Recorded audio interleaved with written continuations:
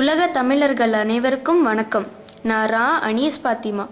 நான் CSI ஜெசிமோசஸ் மேல்நிலை பள்ளியில் படிக்கும் மாணவி. நான் இப்போது 8ஆம் வகுப்பில் உள்ள தமிழர் வானியல் என்னும் பாடத்தை உங்களுக்கு கற்றுக் கொடுக்க போகிறேன். தமிழரும் தமிழர் வானியலும். பண்டை தமிழர் அறிவியல் துறையில் பெரும்புலமை பெற்றிருந்தாங்க என்று பழந்தமிழ் இலக்கியங்கள் உணர்த்துது. மேலை நாட்டார் பல உண்மைகளை பல நூற்றாண்டுகளுக்கு முன்னரே அறிந்திருந்தாங்க. தொல்காப்பியம், சங்க இலக்கியம், திருக்குறள், சிலப்பதிகாரம், மணிமேகலை, சீவக சிந்தாமணி, கம்பராமாயணம், திருமந்திரம், திருவாசகம் முதலிய நூல்களின் மூலம் பழந்தமிழர் கையாண்ட அறிவியல் நுணுக்கங்களை காணலாம். உலகம் தட்டையா உருண்டையா?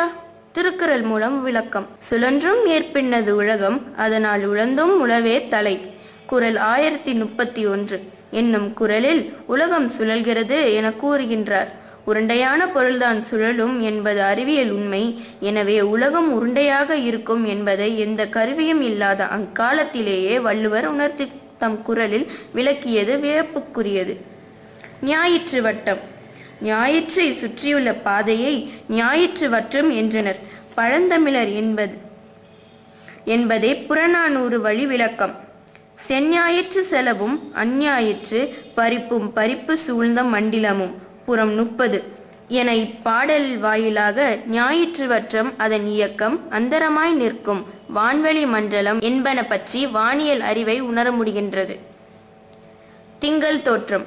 திங்கள் தானாக ஒளி வீசவில்லை, ஞாயிற்று வட்டமிருந்து ஒளி பெற்று ஒளிவிடக்கூடியவை என திருக்குறள் வழி விளக்கம். மாதர் முகம் போல் ஒளிவிட வல்லையேல் காதலை வாலிமதி.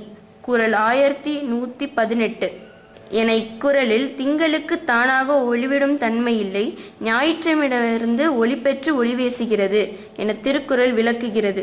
திங்கள் என்றால் நிலவு, ஞாயிற்று என்றால் சூரியன். மாணவர்களே, இப்போது நான் நடத்திய பாடத்திலிருந்து சில கேள்விகளை கேட்கப் போகிறேன். தமிழரின் அறிவியல் சிந்தனைகள் குறிப்பிடத்தக்கது எது? வானியல். உலகம் ஐம்பூதங்களால் ஆனது என கூறியவது யாது? தொல்காப்பியம். உலகம் உருண்டை வடிவமானது என கூறிய முதல் தமிழர் யார்? திருவள்ளுவர். வான்வெளியில் உள்ள மிகப்பெரிய விண்மீன் எது? ஞாயிறு. பண்டை தமிழர் அறிவியல் அறிவை பெற்றிருந்தனர் என்பதை புலப்படுத்தும் இலக்கியங்கள் யாவை?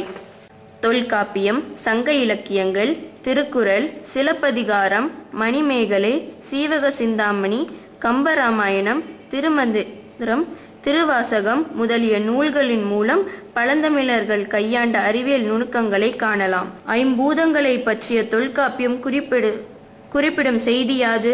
உலகம் ஐம்பூதங்களாகிய நிலம், நீர், வெப்பம், காற்று, வானம் ஆகிய ஐந்தும் உள்ளடக்கியது என தொல்காப்பியம் குறிப்பிடுகிறது. உலகம் உருண்டை வடிவமானது என கூறிய மேலை நாட்டவர் யார்? 15ஆம் நூற்றாண்டில்தான் போலந்து நாட்டை சார்ந்த நிக்கோலஸ் கிராப்ஸ் என்பவர் உலகம் தட்டை இல்லை, உருண்டையானது என முறையாக கணித்து கூறினார். உலகம் சுழல்கிறது என்பதை திருக்குறள் வழி விளக்குக. சுழன்றும் ஏற்பின்னது உலகம், அதனால் உழந்தும் உழவே தலை. குறள் 1031 என்னும் இக்குறட்பாவில் உலகம் சுழல்கிறது என கூறுகின்றார். திங்களை பாம்பு கொண்டற்று விளக்குக. திங்களை பாம்பு கொண்டற்று குறள் 1146 என்னும் குறள் தொடர் திங்கள் மறைப்பு பற்றியதாகும் என்பது சந்திர கிரகணத்தை விளக்குவதாக உள்ளது. நன்றி.